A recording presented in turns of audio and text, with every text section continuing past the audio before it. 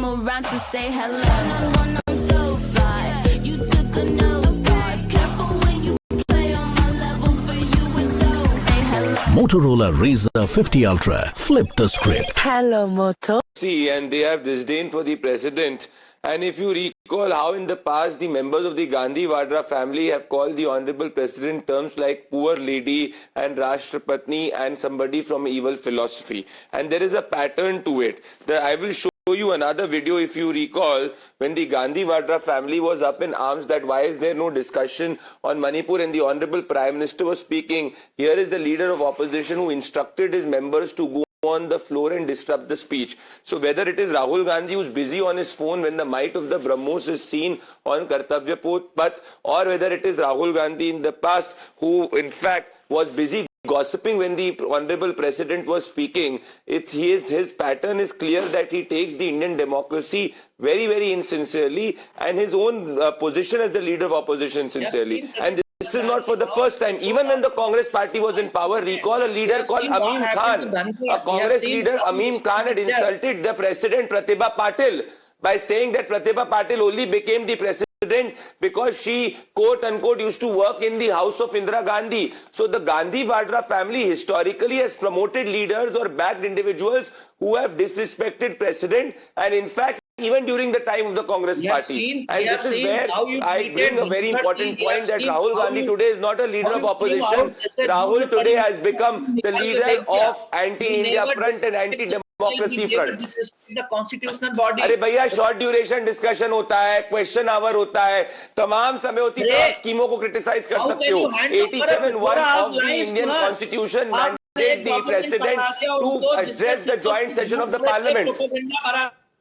Deepak Reddy ji, are we on such a short leash that we cannot keep quiet and imbibe an address of the President, the highest constitutional position of this country? The President is giving her address. People are standing up, and these are not some normal netas. These are leaders of opposition standing up, interrupting, making gestures, chatting. I just feel, is there any respect when they say they are the saviors of the Constitution, saviors of democracy? Do you see that really on the floor of the House? Is there not an opportunity during the debate on the President's address to raise any objections that they have in the time that is allotted to the opposition leaders to put their points across?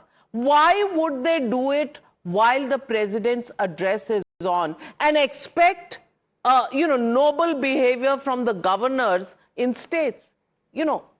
What's going on here? Navikaji, the President's address is not just a constitutional moment, but it is an institutional practice which is going on for such a long time. And the Congress and the India ecosystem pretty well they're aware of this kind of a practice. The way I look at it is a disrespect to our parliamentary process. It is a disrespect to our President. It is a disrespect to a lady who belongs to the tribal community.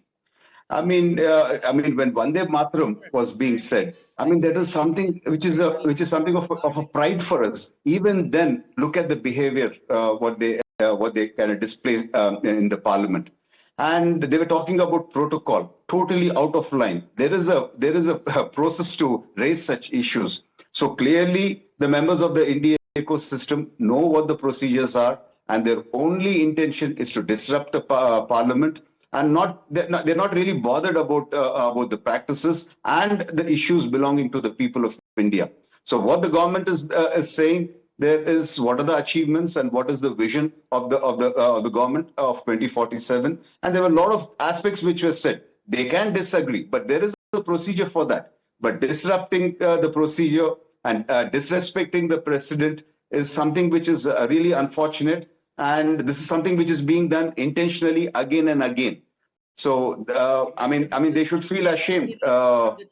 This is not something which is called for, or which is something. Vivek Srivastava, I want to ask you, insulting the President